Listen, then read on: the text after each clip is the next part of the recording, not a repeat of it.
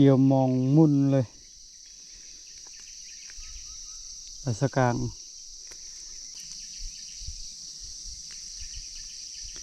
คือกันกับปรากฏเลยเด้เงียง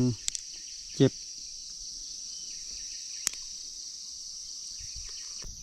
โอ้ได้ปลาแซ่บๆแล้วได้ปลาแซ่บแล้วได้ปลาแซ่บแล้วคือกันกับพยอนเลยคอมเมนต์มาบอกเด้อพี่น้องไปยัง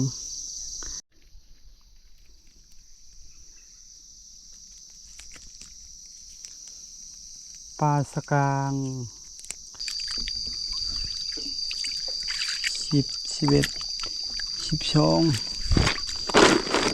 13 14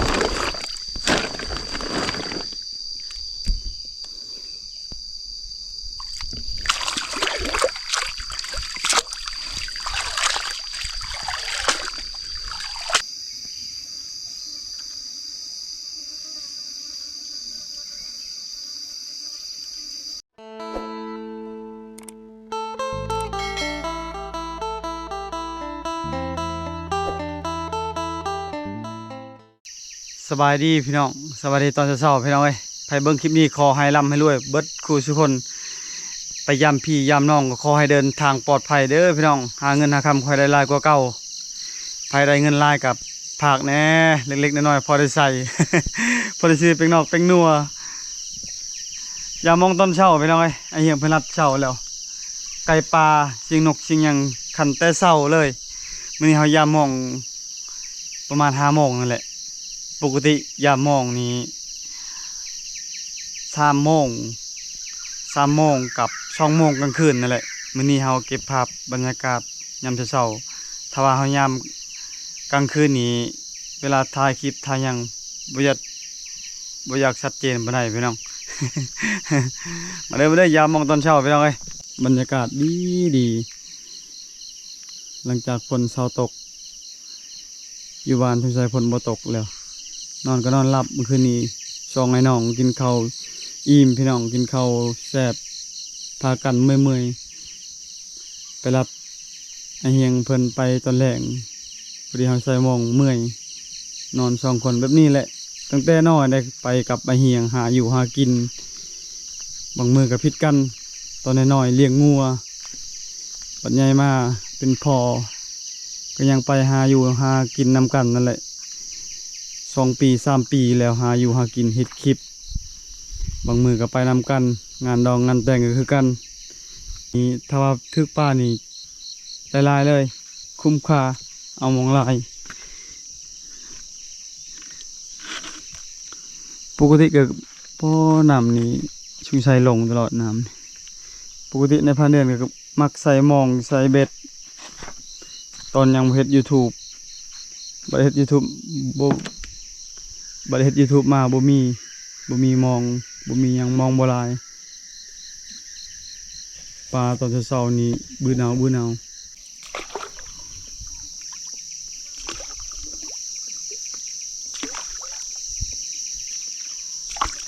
หายามมองน้อยยามมองน้อยแล้วก็ต่อมองใหญ่จักสิมาหรือบ่พี่น้องเอ้ยดนแล้วบ่ใช่มอง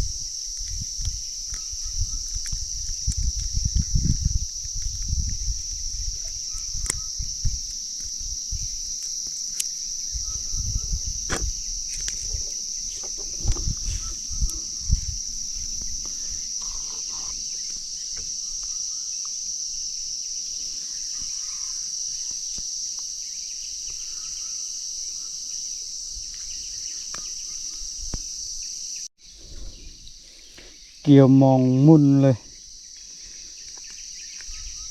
ไปสกาง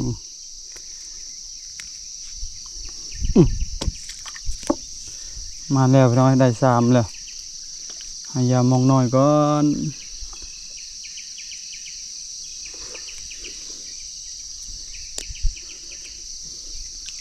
โอ้โหปลาอย่างอีกนี่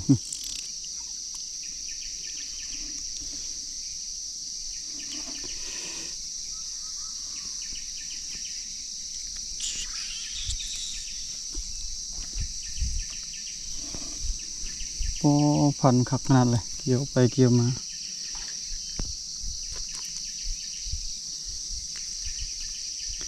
คือกันกับปลากดเลยเด้เงียงเจ็บ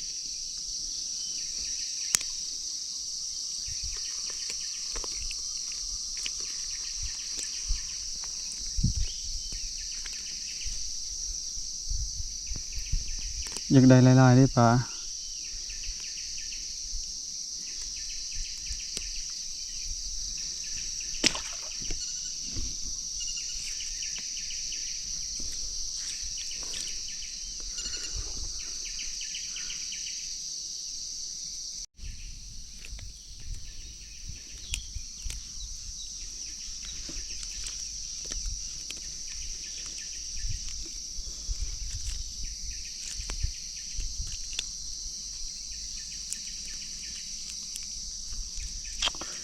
โอ้เกี่ยวไปเกี่ยวมาขาดแล้วมอง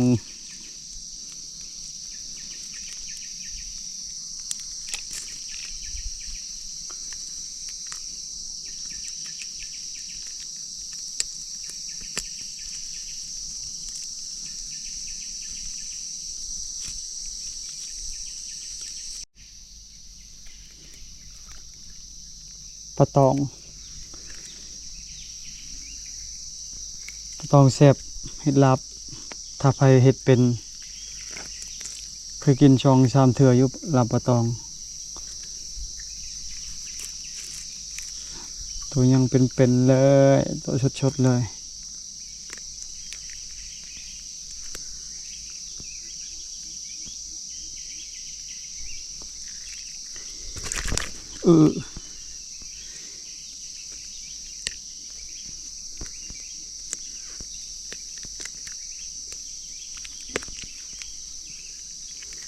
ใส่มองไว้ขาดแล้ว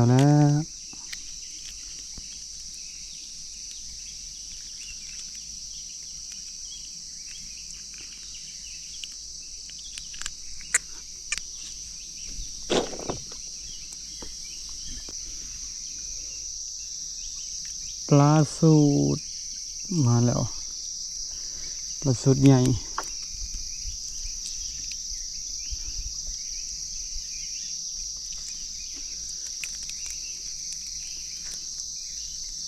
แล้วพี่น้องเอ้ยเบิ่งเกี่ยวไปเกี่ยวมา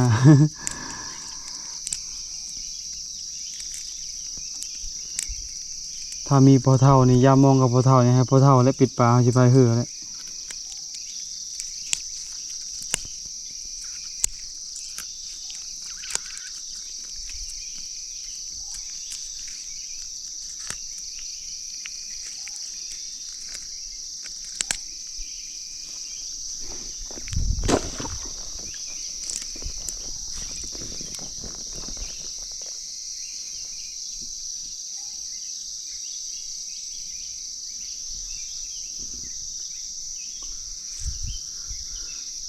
ยามคืนถึกช่องโตพี่น้องบ่ถึกหลายเช็ดเกี่ยวไปเกี่ยวมาว้าวแล้วก็เต้น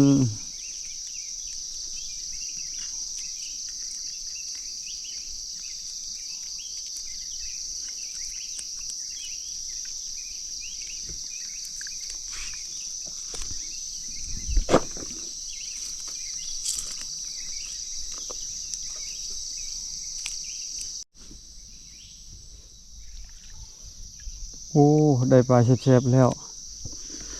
ได้ปลาแซ่บแล้วคือกันกับพะยอนเลยคอมเมนต์มาบอกเด้อพี่น้องไปยังใหญ่กว่านี้ใหญ่โล2 โลก็มี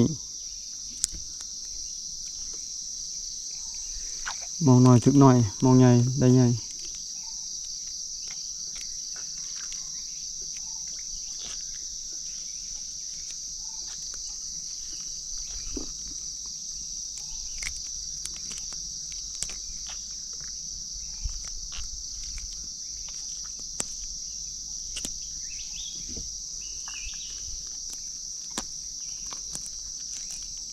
แซ่บเด้อพี่น้องใครยังบ่เคยกินมาลองเบิ่งปลา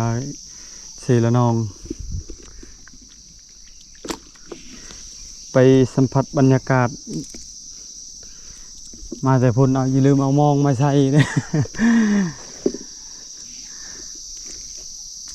ได้มองได้กินปลาก็หอกคือกันพอมาให้นี่เบิดดอกก็หอกสิกินพอบางให้นี่ยอมคือกันสัตว์ทั้งบกนี่เราต้องอาศัยมักไหม้นั่นแหละมักไหม้ชนิดต่างๆ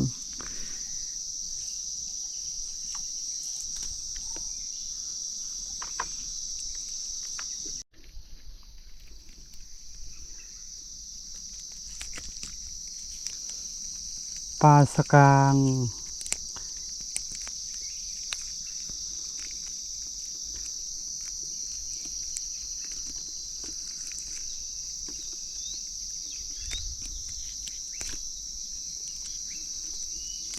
ปลาสกางได้เบอร์สี่ใหญ่ชุนลายใหญ่เบอร์สองน้อย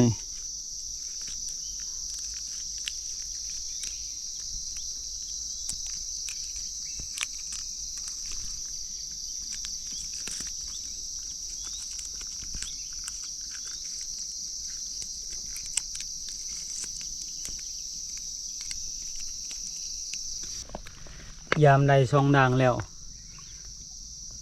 1 2 3 4 5 6 7 8 9 10 11 12 13 โตแล้ว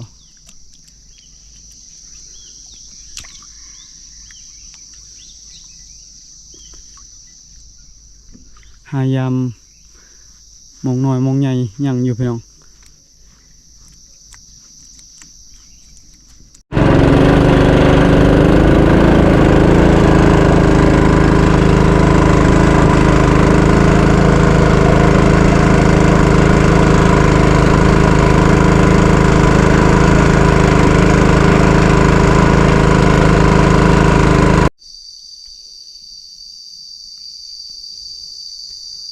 หลังจากยามมองใหญ่ยามมองน้อยต่อ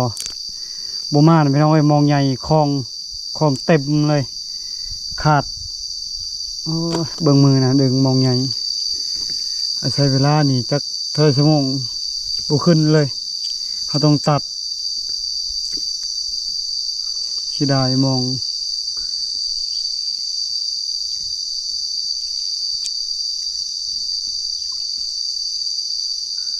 น้อยนี้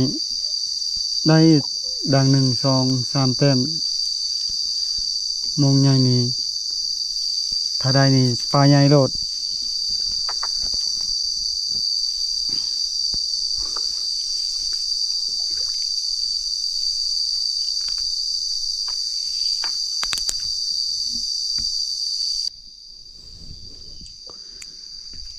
อย่ามองหมดแล้วเก็บปลาก่อน2 3 4 6 8 10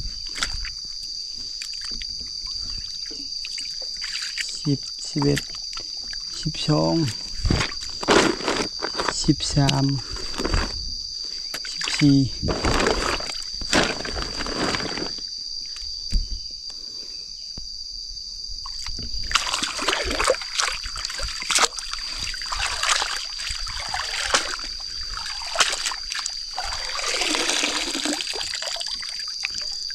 มีตัวหนึ่ง15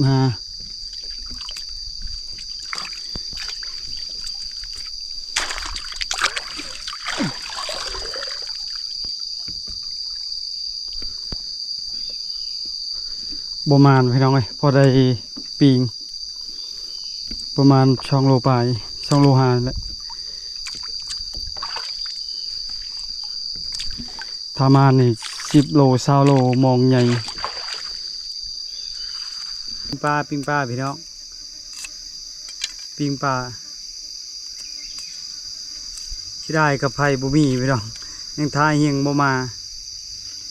ถ้าเพิ่นมาแล้ว1 เขาปิ้งปลา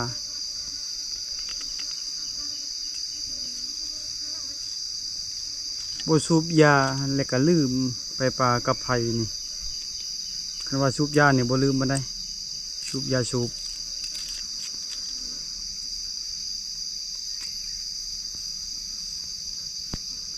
บ่มักสูบย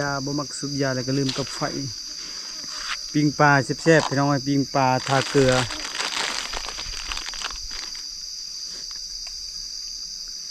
ปลาไข่เต็มท้องเลยมีไข่อยู่พี่น้อง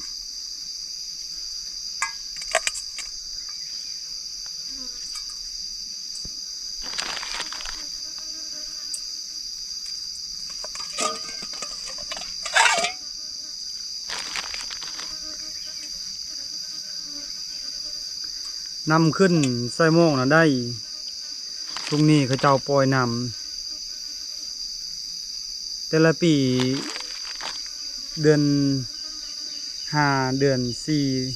4 เดือน 6เขาเจ้าเริ่มปล่อยออกน้ำ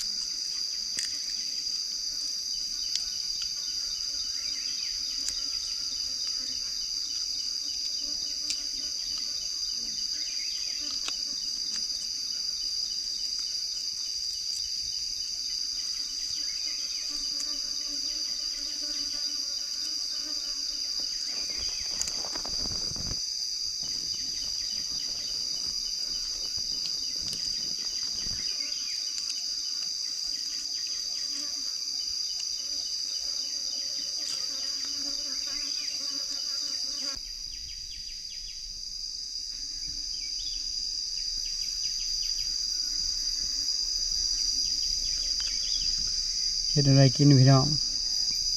ปิงมีแต่ปิงถ้าครูบางคนมักกอยหรือว่าลาบก็ได้ปลาสดๆหาก็ได้ไหม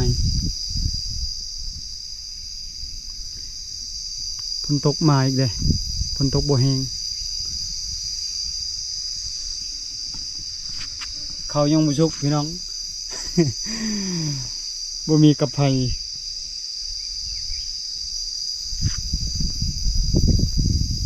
ตายแล้วเพื่อไอยังมาประมาณ10 โมงปลาประมาณ10 ปลายโตเฮ็ดแห้งไว้ไปทำไมสิได้น้อยอีหลีถ้าได้ลายนี้เฮ็ดลายเมนูเฮ็ดชมก็ได้ตากแห้งไว้มาฮอดบานอยู่ไห้อยู่สวนปลูกมันเชียร์ยามันพอดีกินแฉบ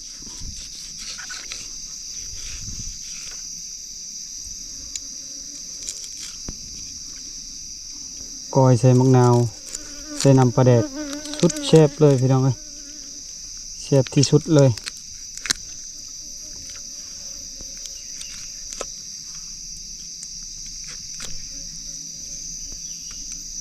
บ่ถึกได้สำนี้คันว่าถึกนี่เกือบ10 โลพุ่นชาวบ้านเพิ่นใด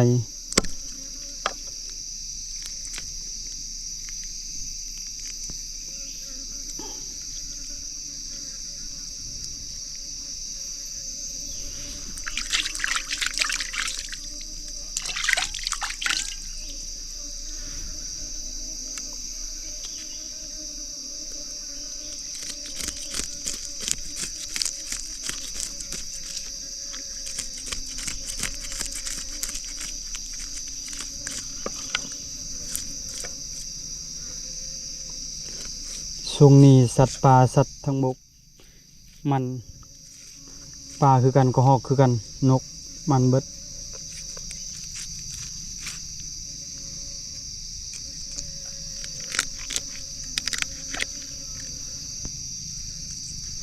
ดิไข่พี่น้อง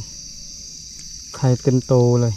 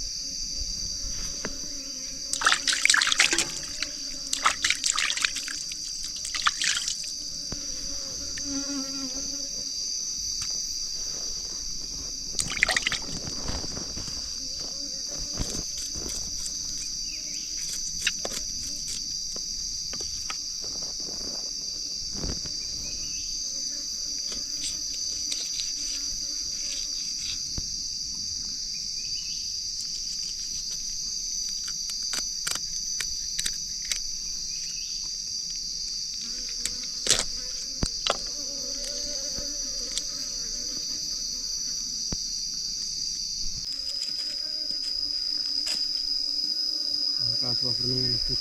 bener-bener itu.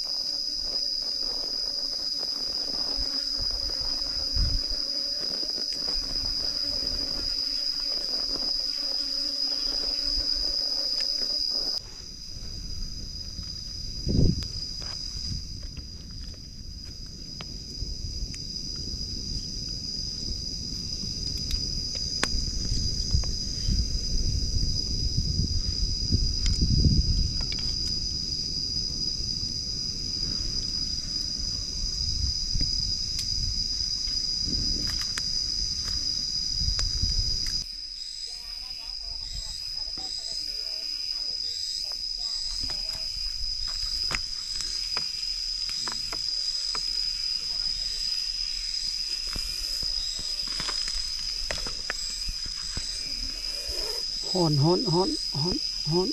aja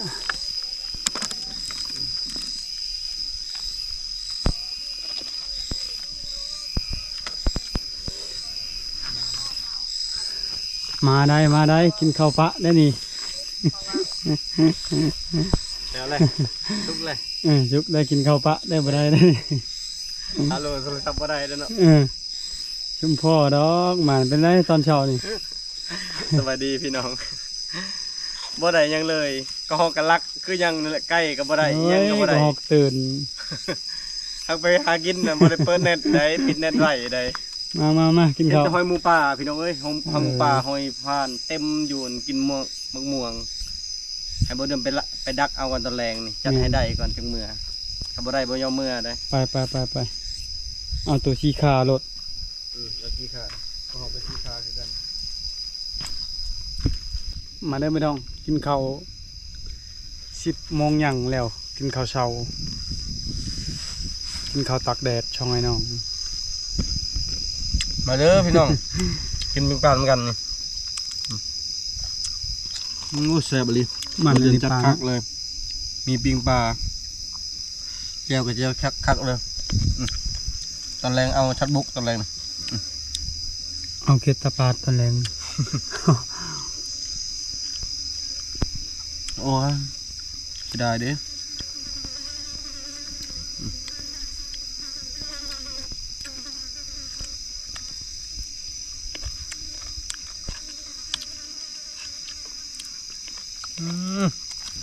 แพงก็แสบอยากข้าวแห้ง 2-3 เดือนใครจะมีเทียนยานเนาะ อืม